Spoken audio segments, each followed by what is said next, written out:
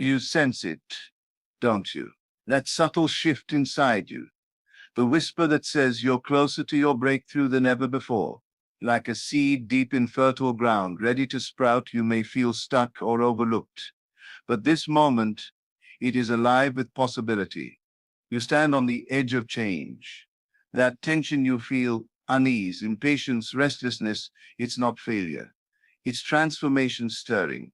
Many describe it as standing at the mouth of a cave, dark, uncertain, maybe even a little scary. Neville called this the bridge of incidents, the space between the unseen and the seen. That bridge is about to become your reality. Neville's message is simple. Assume the feeling of the wish fulfilled. What does that mean? It means begin living as if your breakthrough has already happened. Don't chase the result, embody it. Speak as if it's true, feel as if it's settled, think as if it's your present fact. You don't need to wait. Want confidence? Decide internally that you are already confident. Want success? Begin affirming it now. This isn't fantasy, it's alignment, a recalibration of your frequency. When that happens, your external world begins reflecting the new you. You may not realize it, but the shift has already begun. Desires aren't distant threads. They're golden cords pulling you toward higher versions of yourself. Neville said, "You are already that which you want to be, and your refusal to believe this is the only reason you do not see it." That quiet knowing inside you, it's not delusion, it's calibration. Even when nothing seems to have changed, everything is moving beneath the surface. Your imagination, the half-forgotten, powerful faculty, is working. Neville taught that imagination is God in you. Every time you imagine feeling successful, joyful, abundant, you're setting the unseen into motion. Breakthroughs don't always come with fanfare. Most people give up just before the shift becomes visible. They quit at the edge. They say, "Nothing's working," and abandon the bridge moments before their world rearranges. But if you hold the line, trust the process, and refuse to be ruled by appearances, you'll step over that bridge. Signs of your breakthrough are subtle. A sense of restlessness, the questioning of old beliefs, increased contrast. These are gifts, signals that something new is forming. Let them push you deeper, not out into doubt. One person captured this beautifully.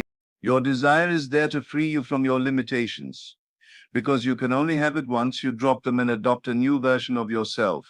There it is. Your desire is the door to your new identity. When you step through with faith, the world must follow. Neville said, "Dare to assume you are what you want to be, and you will compel everyone to play their part." At Amazon.com. It's not arrogance, it's alignment. When you live from the end, your relationships, your opportunities, your environment respond. Picture your breakthrough like an iceberg. You see only the tip, the current life. But beneath, a massive transformation has already taken place. It's formed quietly, out of sight. Keep living in that water beneath the surface. Keep feeding it with your imagination, with your feeling, with your assumption. If lately you felt closer, more excited yet unsure, that's normal. Neville would say, hold steady. Do not judge the bridge by what you see today. Focus on what you feel inside. Continue assuming. Continue imagining. Stay immersed in the state of the wish fulfilled. Let your life reflect that assumption, not by force, but by natural consequence. So pause. Close your eyes.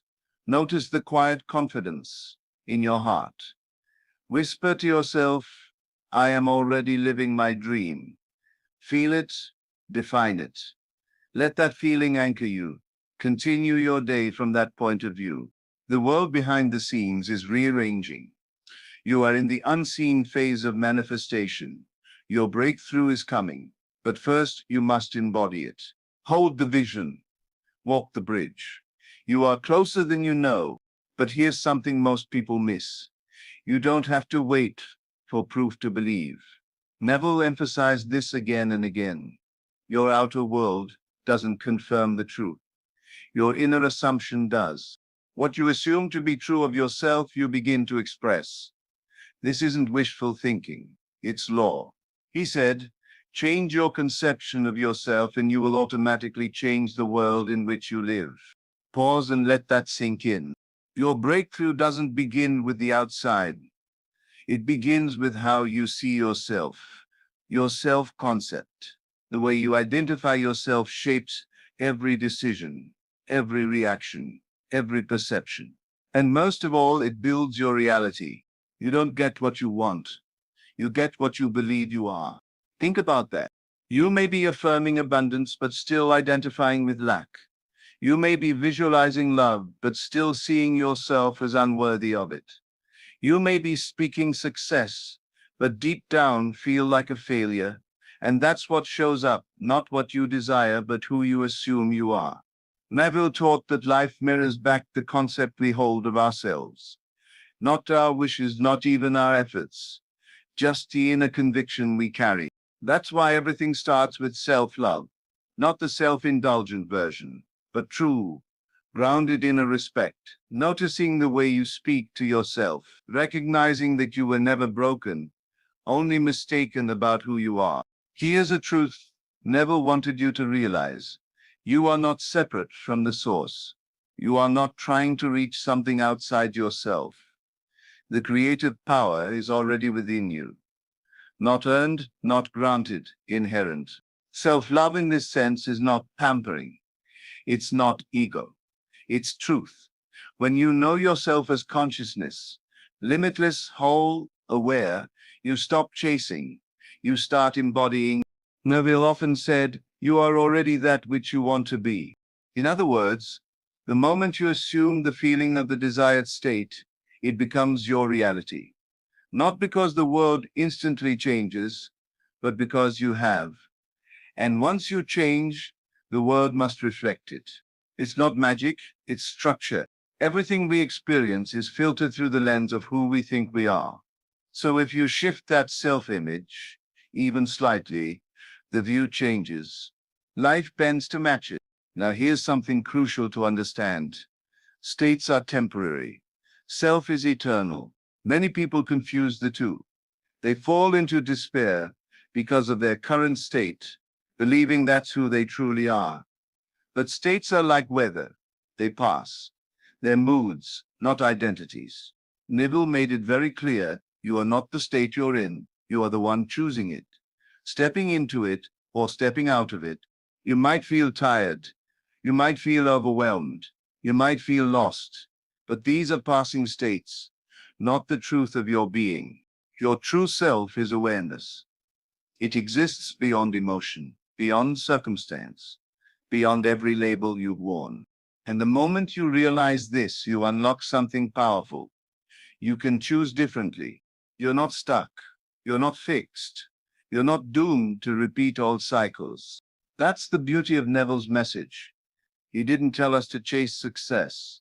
He taught us to embody it, to assume the state of success even while surrounded by failure, to feel abundant even if the bank account says otherwise, to feel loved even when the world feels cold. Because when you assume the state, even without physical evidence, you change your frequency, and the outer world follows. There's a line from someone in the manifesting community that captures this perfectly. Falling in love with yourself is the cheat code to changing your reality. Think about that. Not the fake, surface-level kind of love, not the kind that masks wounds with affirmations, but the deep, sincere kind, the kind that honors your potential, your divinity, your creative power. That kind of love makes you unstoppable. Because once you stop waiting for the world to tell you you're worthy and start telling yourself, everything shifts. You no longer need validation. You become the validation. You no longer wait for a breakthrough. You live from it. This is the real secret Neville shared. Assume the end. Assume your highest identity and live from that place even when your senses tell you otherwise. It may feel uncomfortable at first. That's okay. You're stretching into a new version of yourself.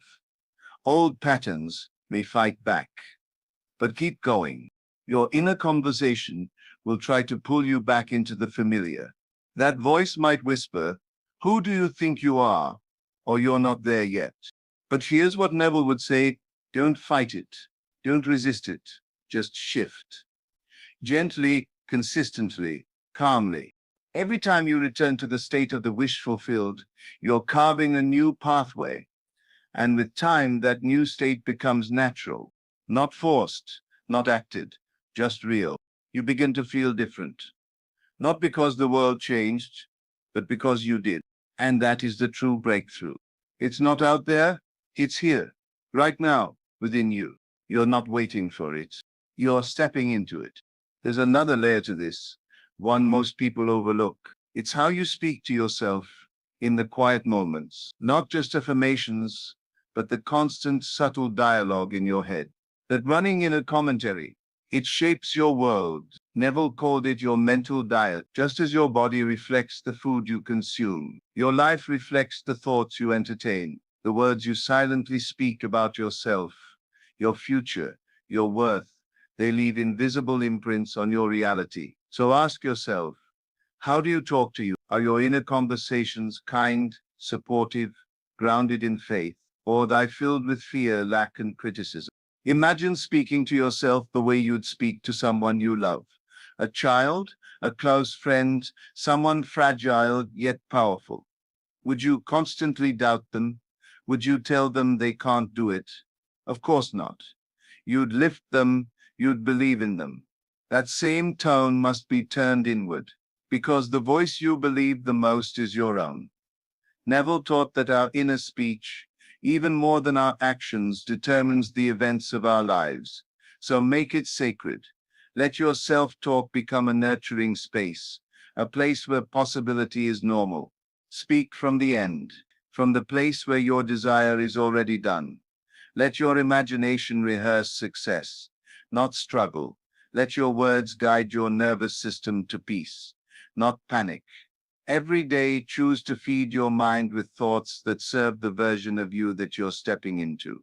And this leads us to one of Neville's most empowering teachings. You must act as if you are the prize, not with arrogance, but with quiet confidence. This isn't about pretending to be better than others. It's about recognizing that you are not lacking anything. You already are who you're seeking to become. The world doesn't give you value, you bring it. When you walk into a room, you bring energy. You bring presence. You don't need to chase approval when you know you are already enough.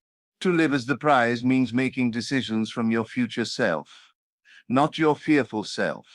It means holding your head high, not because you have proof, but because you have faith. Neville constantly reminded us, assume the feeling of the wish fulfilled. Act as if it's done. Because in the realm of imagination, the realm where all creation begins, it is done. And once you begin to embody that version of yourself, life reorganizes itself around your new assumption. You don't wait for someone to choose you. You choose yourself. You don't wait to feel worthy. You walk as if you already are.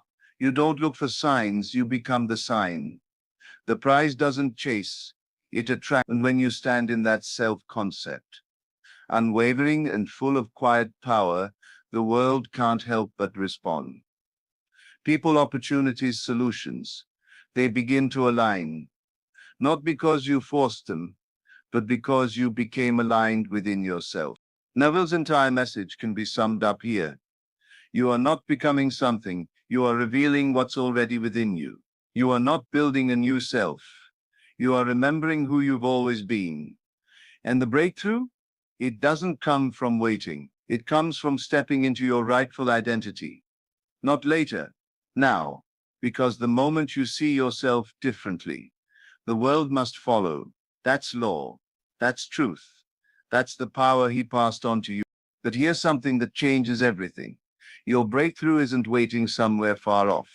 It begins with acceptance, real acceptance, not passively settling, but acknowledging where you are without resistance. Most people believe change only comes through struggle, rejection of the now, or constantly fighting against what is.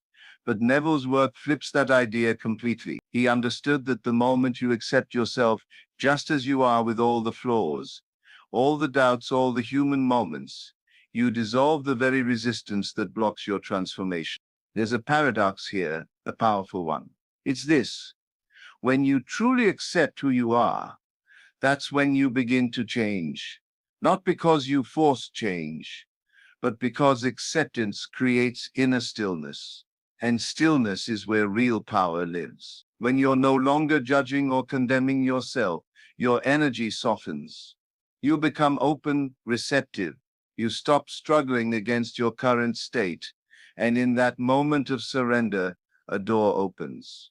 That's when new thoughts are allowed in. That's when your imagination becomes free to create a new pattern.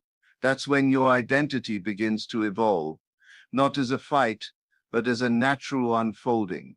This is why Neville placed so much emphasis on imagination, not just as a creative tool, but as the very essence of who you are. He wrote, "Imagination is God."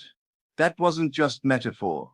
It was a call to recognize that your power doesn't lie in the external world. It lies in your ability to feel from the state you desire, to see with your mind's eye the version of you that already exists in a higher state of being. You're not waiting for love to find you. You're learning how to dwell in the feeling of being loved. When you do this, something shifts. You stop begging life for crumbs. You stop chasing proof, because you're no longer living from a sense of lack. You're living from fullness. You begin to realize that love isn't something you earn by fixing yourself. It's something you awaken by remembering that you are already whole. You were never broken, just asleep to your true identity. Neville wasn't just offering positive thinking. He was showing us how to awaken the divine pattern inside of us, the pattern of love, peace, certainty. And that awakening begins with imagination, not fantasy, not daydreaming, but intentional, disciplined, sacred imagining. You must imagine from the place you want to be, not toward it. And when you consistently return to that state, not just once, but over and over, you begin to rewire your identity. You begin to embody the truth that who you are, beneath the fears, beneath the history, beneath the opinions of others, is already enough, fully, completely, unshakably. You don't have to wait for some magical day when everything aligns. You simply have to choose right now to feel the reality of being loved, being whole, being safe. Because your imagination doesn't lie, it reflects what you allow yourself to believe. So feed it, nourish it, return to it again and again. Let it be the place you live, not just visit. Because from that place, your breakthrough doesn't just become possible, it becomes inevitable. One of Neville's most transformative insights is this: your inner conversations shape your outer world. What you say to yourself silently and repeatedly becomes the blueprint of your life. Most people are unaware of the quiet, constant stream of inner dialogue running in the background. Yet this stream is the very foundation upon which reality builds. If your inner talk is filled with fear, doubt, and self-criticism, then your external life will reflect that tone, no matter how much action you take. Neville referred to this as your mental diet. Not what you feed your body, but what you feed your mind. The thoughts you entertain, the assumptions you rehearse, and the way you speak to yourself, these shape your self-concept more than anything else. So ask yourself honestly, would you talk to someone you love the way you talk to yourself? Would you speak to a child with the same impatience, the same harshness, the same hopelessness? If not, then it's time to change the tone. Because you can't create a life of love, joy, and abundance from a voice soaked in self-rejection. You must begin to speak to yourself as someone worthy, someone valuable, someone already becoming the person they desire to be. This shift in inner dialogue isn't just nice, it's necessary, because your subconscious mind is always listening, and it accepts whatever you repeat without argument. That means your most frequent inner statements become your deepest beliefs, and your beliefs form your reality. So let every word within you be a gentle reminder: I am becoming, I am growing, I am already enough. And now comes one of Neville's boldest teachings. You are the prize. Act like it. This isn't about arrogance or pride. It's about reclaiming your worth. Too many people live life as though they're auditioning for approval, waiting to be chosen, hoping someone or something will validate them. But Neville says, assume the feeling of the wish fulfilled. That means live as though you've already been chosen, as though you've already succeeded, as though what you desire is already yours. Because in imagination it is. Acting like the prize doesn't mean pretending. It means living from a new state of being, a state where you no longer chase outcomes, but embody them. You walk differently. You speak with more certainty. You make decisions from your worth, not your wounds. And most importantly, you don't settle. You don't beg. You don't shrink yourself to fit into places where you no longer belong. This mindset, when practiced daily, transforms everything. It builds self-respect. It anchors you in stability. And it creates a magnetic presence, because people can feel when someone truly values themselves. That energy is undeniable, but it must begin within. With you, with how you choose to see yourself, speak to yourself, and carry yourself even when no one is watching. Your breakthrough isn't just coming. It's being carved in every moment you choose to honor who you truly are. Through your thoughts, your assumptions, your actions, and your inner silence. So, return to your imagination. Let it carry you. Let it remind you. You are already enough, and you are closer than ever. There's something profound Neville often hinted at, yet many overlook. You are always selecting a state of being, whether consciously or not. Life doesn't force you into one fixed identity. Your current mood, belief, or situation is not permanent. It's simply a state, and states can change. You may feel lost today, uncertain, or even stuck, but that is not who you are. That's just where you are. And where you are is always subject to change, when you remember who you truly are beneath it all. Neville emphasized that the self is eternal, but the states are temporary. They come and go like clouds across the sky. So stop identifying with your low moments. They are not your truth. You're not your failures, your past, or your emotions. You are the awareness behind them. And when you shift your attention from the state to the self, the one who can observe, choose, and imagine, everything begins to move. The clouds lift, and clarity returns. You remember that you are not powerless. You're simply passing through, and you get to choose what you step into next. This is where self-love takes on its most powerful form, not as comfort or ego boosting, but as the unwavering choice to honor your higher self, no matter what state you're currently in. You might feel undeserving in one moment, but you still speak kindly to yourself. You might feel afraid, but you still imagine a better future. That's real love. That's self-respect in action. And it's the beginning of mastery. Now comes what some call the cheat code to reality. Falling in love with yourself. Not in a superficial way, but in a deep, quiet, foundational way. When you truly begin to love and trust yourself, you stop needing the world to do it for you. You stop chasing validation. You stop seeking approval in empty places. And as a result, your energy shifts, and so does everything around you. When you love yourself, you no longer operate from desperation. You don't fear losing things or people. You don't depend on outcomes to feel whole. You carry peace within you. And from that place, life begins to respond in ways that reflect that peace. New doors open, old patterns dissolve, and your reality begins to match the inner harmony you've cultivated. This isn't wishful thinking. It's spiritual discipline. It's choosing to return over and over to a sense of love within. Not because things are perfect, but because you've decided to live from a higher truth. You've realized that self-love isn't a luxury. It's the foundation of all creation. When you're rooted in it, your vision clears, your voice strengthens, and your life becomes a reflection of that inner union. Not someday, but now, starting with this moment. starting with this choice. One of the most overlooked but powerful teachings Neville shared is this: your inner conversations create your outer world. The way you talk to yourself, especially when no one is watching, shapes your experiences more than you know. It's called the mental diet. And just like your physical health depends on what you feed your body, your spiritual and emotional life depends on what you feed your mind.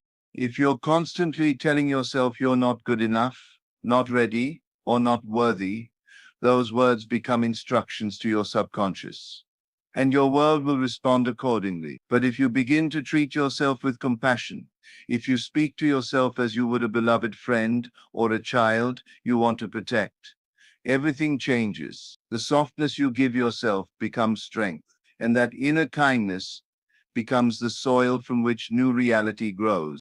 So ask yourself, how are you speaking to yourself today? Are your thoughts building you or breaking you down? Are your words planting hope or fear? The shift starts here. Talk to yourself like someone worth loving, because you are. Now comes one of Neville's most empowering principles. Assume you are the prize.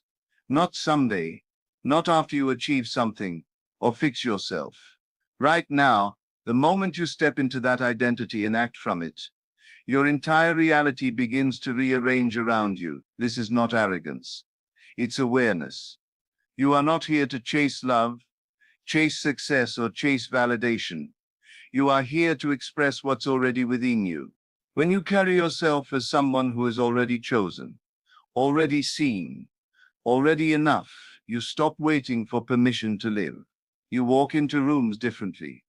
You speak with calm confidence. You don't beg the world to see your value. You bring it with you. And the key is consistency. Not perfection, but consistency. Live from that self-concept, not just in private, but in every decision, every habit, every thought. You're not pretending, you're practicing. You're becoming who you already are in essence.